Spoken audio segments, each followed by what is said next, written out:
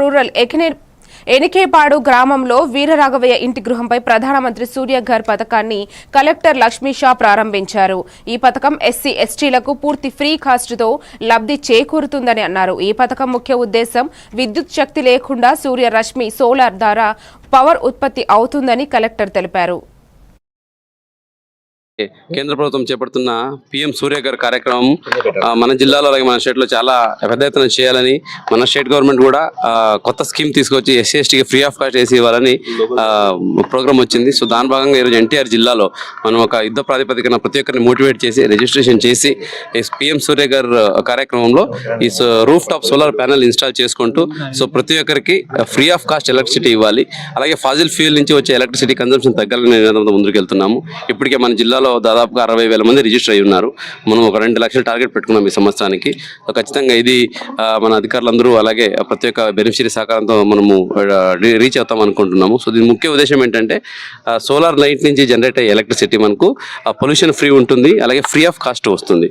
ఈ స్కీమ్లో 78,000 వరకు గవర్నమెంట్ ఆఫ్ ఇండియా సబ్సిడీ కూడా ఉంది. మిగతా అమౌంట్ అయితే ఉందో దీన్ని బ్యాంక్ లోన్ కూడా టైప్ చేసుకోవచ్చు.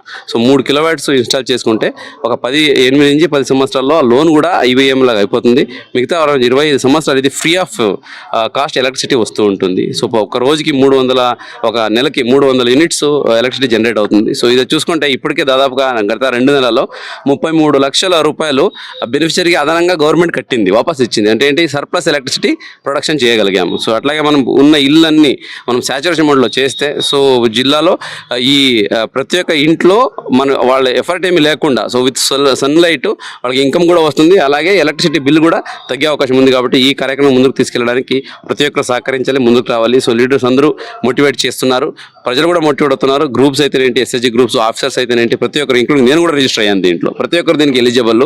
వాళ్ళది సొంత ఇల్లు ఉంటే చాలు, అలాగే వాళ్ళకి ఇంటికి ఎలక్ట్రిసిటీ బిల్లు ఉంటే కంపల్సరీగా వాళ్ళు రిజిస్టర్ అవ్వచ్చు. రిజిస్టర్ అయితే ఆటోమేటిక్గా బ్యాంక్కి వెళ్తుంది, ఏజెన్సీ వస్తారు, ఇన్స్టాల్ చేస్తారు. సో దాన్ని అప్లోడ్ చేసి మీకు గ్రిడ్ సింక్రనైజేషన్ చేసి వెళ్ళిపోతారు. ఇంతకుముందు ఇన్వర్టర్ అవి ఏమో ఉండేది, ఇప్పుడు అవన్నీ ఏం లేదు, డైరెక్ట్గా గ్రిడ్కి సింక్రనైజ్ చేస్తారు.